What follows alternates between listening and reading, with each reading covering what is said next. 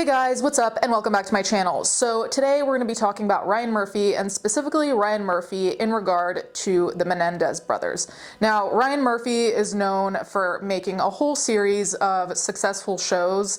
I'll put them here in case you don't recognize the name. You've probably seen a Ryan Murphy show at some point. Anyway, the Menendez brothers, I'll put links down below if you want the full details, but we will discuss in the video what they're accused of doing, so on and so forth. So if you have no idea, don't worry, all will be explained, though I do suggest doing your own reading as well. So this is a mess. I came to know about this story via a friend. She sent me this article wherein Ryan Murphy made the show called Monster or Monsters, is it plural? About the Menendez brothers. Since then, it has been absolute fucking chaos. Now, needless to say, whenever you're making a show slash documentary, whatever you want to call his creation, it's very important to be clear on whether you are representing reality or whether you're making up a story and you're using real events as, you know, like a basis for that story. Those are two very different things, right? Because in one, we expect the truth, we expect nuance, we expect a whole series of things that you expect in documentaries, right? You expect facts at the very least. In another thing, if I say this is inspired by Michael Myers, I don't have to have the same origin story. I can change shit, it doesn't matter,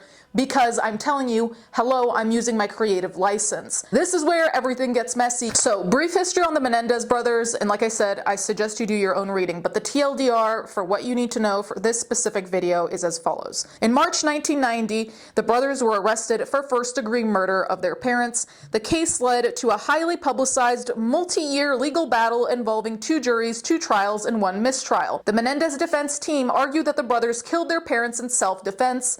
Both brothers testified that they were abused at the hands of their mother and father. Now, when people refer to the Menendez brothers, in my experience, for the most part, they're only referring to two brothers who killed their parents. A lot of the times, the abuse part is swept under the rug or not really considered. Remember the abuse part because that's going to be important later. However, prosecutors argued that money was the motive. They alleged that the brothers wanted to control their parents' $14.5 million estate. The brothers reportedly spent up to $700,000 of their inheritance on luxury items, business ventures, and travel. They ended up getting life sentences. That being said, there's now new evidence being introduced and they might be getting out, but we'll get to that later. Those are the basics you need to know right now. This is where the shit show is. Ryan Murphy has quote-unquote no interest in meeting the Menendez brothers and believes new trial is possible. Monsters is the best thing that's happened to them in 30 years. Now listen, I really hate to be that bitch, but I'm about to be anyway. Just the title here pisses me off because first of all, you're not about to decide what the best thing that's happened in 30 years of someone's life is, and it being your show, it's a bit pompous, my guy, to be saying that, so let's maybe put the modesty at the forefront, just an idea. Also, even fucking Kim Kardashian met the Menendez brothers, so it's crazy to me that someone who made a show about them wouldn't meet them. And the reason for that is like tenfold, but basically, let's put it this way. How many serial killer shows are there that you've watched, or documentaries that you've watched, where you wished they interviewed the killer, but the killer's now dead, so you could understand their perspective, or at least try and see where they're coming from? I think that's a big part of people's interest in crime, true crime, whatever, is that you see multiple perspectives. So the same way that there's like maybe a relative of the victim, you want to hear the other perspective just to get a full picture. I think that's normal. You want to hear all sides of the story. Not even necessarily because you're even giving the benefit of the doubt, mind you, but you want the full story, right? And it's also interesting to watch someone's face change, to see how they react, their body language, all these things. I know I appreciate seeing that so I can get a full idea of the story. Especially if the killer is alive, one would think, why would you opt not to? Because realistically, what did Ryan Murphy have to lose? Worst comes to worst, he would have lost a couple hours of his life in the prison, but at the same time, you can decide whether you're going to use what they say to you, but wouldn't you rather have the information and then decide, as opposed to just saying, I don't even want the info? That to me is weird, and I would go a step further and say, that to me is unprofessional.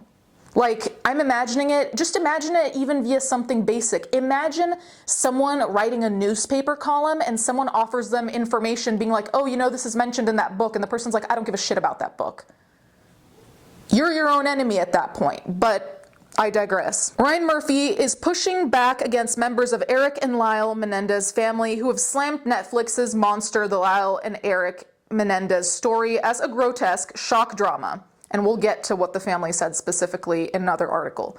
The family's response is predictable at best, Murphy tells me, just hours after the family's statement was released on social media via Eric's wife, Tammy. I find it interesting because I would like specifics about what they think is shocking or not shocking. It's not like we're making any of this stuff up. It's all been presented before. What we're doing is we're the first to present it in one contained ecosystem. What's grotesque about it? Tammy and the family, they've always done this, and they did this recently. They say lies after lies, but they don't say what the lies are. They don't back up anything. So I'm just gonna say, I really don't think you should be having an interview like a couple hours after this happened. I feel like you haven't had time to think about it, and I don't mean that in a patronizing way as much as there was probably a lot of emotion going on, you know, like when a level of controversy breaks out, like adrenaline in your system. I just don't feel like you should be saying anything on the record at that point, but go off, I guess. Murphy also shares that he believes Monsters is the best thing that's happened to the Menendez brothers in 30 years. He continues,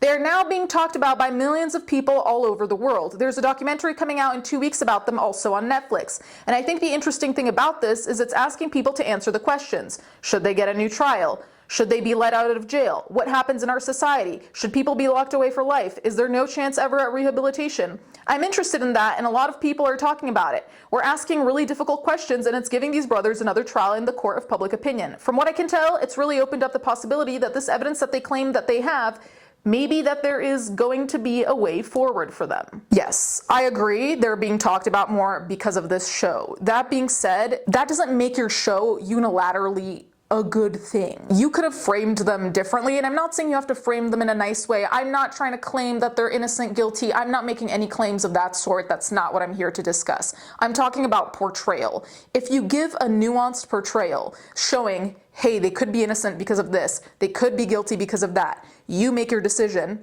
If you show all of that, people still would have been talking about it. People aren't talking about it because of how you framed it. People are talking about it because you're famous, you made a show about it. You usually make pretty decent shows, and that's why they watched it. So your take could have been, in my opinion, a lot more helpful to a productive discussion. But you just talking about it doesn't automatically make it great, because I could post a video completely slandering them and maybe some people would talk about them, but it's not a good idea to slander, right? So this entire argument doesn't really make sense to me, but okay, I guess. Murphy said he's never reached out to the brothers. I have no interest in talking to them. It's very good that Cooper has a relationship with them, and I'm very close, obviously, with Kim Kardashian, who has spoken to them. I love Kim, and I believe she does God's work. I believe in prison reform. I believe in everything she believes in.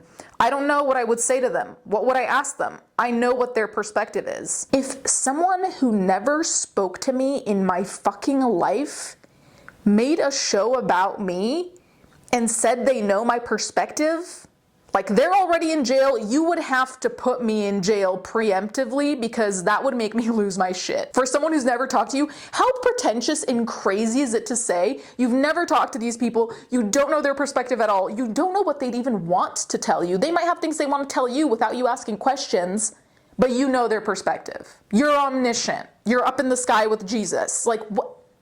This pissed me off, because how self-assured do you have to be to think that you know that much about someone you've never met? I am aghast. Moving on to how the family reacted to all of this, because like I said, it's pretty much Ryan Murphy versus the Menendez family, right? Menendez family slams Netflix Monster as grotesque and riddled with mistruths. The character assassination of Eric and Lyle is repulsive. Eric Menendez's wife, Tammy, has posted a scathing take breakdown of Netflix's Monster, the Lyle and Eric Menendez story on behalf of the brothers' aunt, Joan Vandermolen, and the rest of their extended family, Tammy explained in the caption. The family's statement blasts Monsters as a phobic, gross, anachronistic, serial episodic nightmare that is not only riddled with mistruths and outright falsehoods, but ignores the most recent exculpatory revelations. We're going to talk about those exculpatory revelations, or in other words, new evidence that could potentially prove their innocence. And I mean innocence as in they did it in self-defense and not for money. Not that they didn't do it, let me be clear. We are virtually the entire extended family of Eric and Lyle Menendez, the statement reads. We are 24 strong, and today we want the world to know we support Eric and Lyle. We individually and collectively pray for their release after being imprisoned for 35 years. We know them, love them, and want them home with us. The family statement says relatives of the Menendez brothers have been victimized by this grotesque shock drama,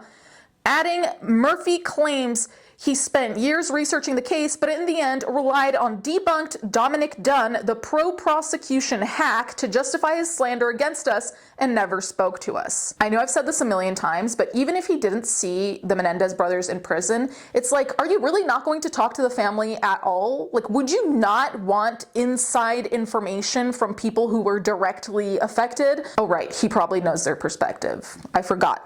All-knowing. Dominic Dunn was a reporter for Vanity Fair who covered the Menendez trial in the 1990s. He's played by Nathan Lane in Monsters, which dramatizes the 1989 murders of Jose and Kitty Menendez by their sons. Like I said before, this will all be included below if you want more information. But to fuck this shit up even more, one of Dunn's more controversial theories is represented in Monsters and alleges that Eric and Lyle had an incestuous relationship.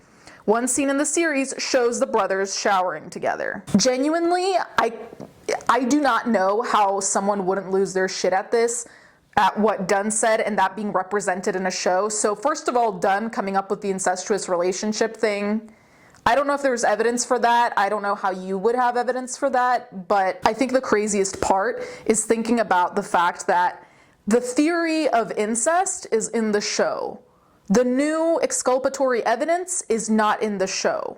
So I think what's confusing to a lot of people, myself included, is how is Ryan Murphy making these decisions? Like, what are you deciding to put in and why? Because you see, it's starting to look particularly selective, as in you want it to be shocking and you want it to be more dramatic than it is. Because as far as I've seen, and I could be wrong, correct me in the comments, is there concrete proof of their incest? Because I didn't think there was. So why would you include that and claim that you're including facts? Let me move on. Character assassination of Eric and Lyle, who are nephews, cousins, under the guise of a storytelling narrative is repulsive. The family statement reads, we know these men, we grew up with them since they were boys, we love them, and to this very day we are close to them. We also know what went on in their home and the unimaginably turbulent lives they have endured. Several of us are eyewitnesses to many atrocities one should never have to bear witness to. It is sad that Ryan Murphy, Netflix, and all others involved in this series do not have an understanding of the impact of years of physical, emotional, and sexual abuse, the statement concludes.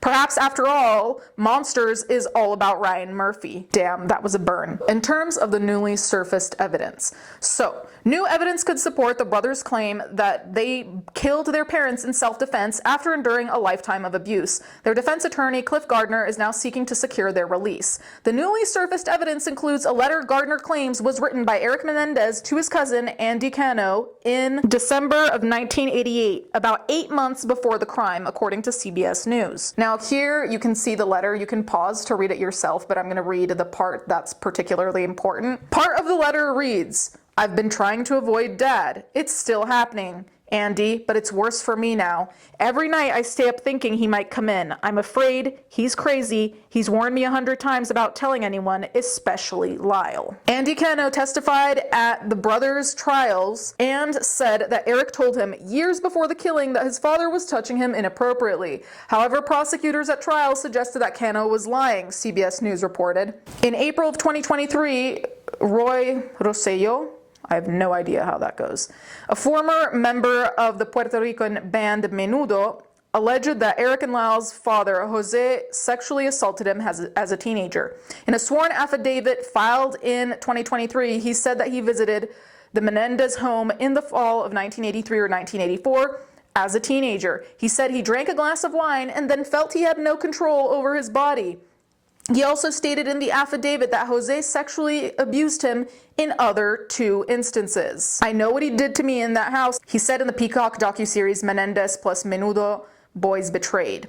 That's the man here that raped me. That's the pedophile. So there's a lot here that should have been included, in my opinion, in Monsters. I don't care to see Monsters. I'm not going to watch it because honestly, with all of this, it's already tainted. And to know that the family is so against it makes me want to see it less, because if it were at least factual and if I felt like I was actually gaining information from it, I'd still watch it just to see.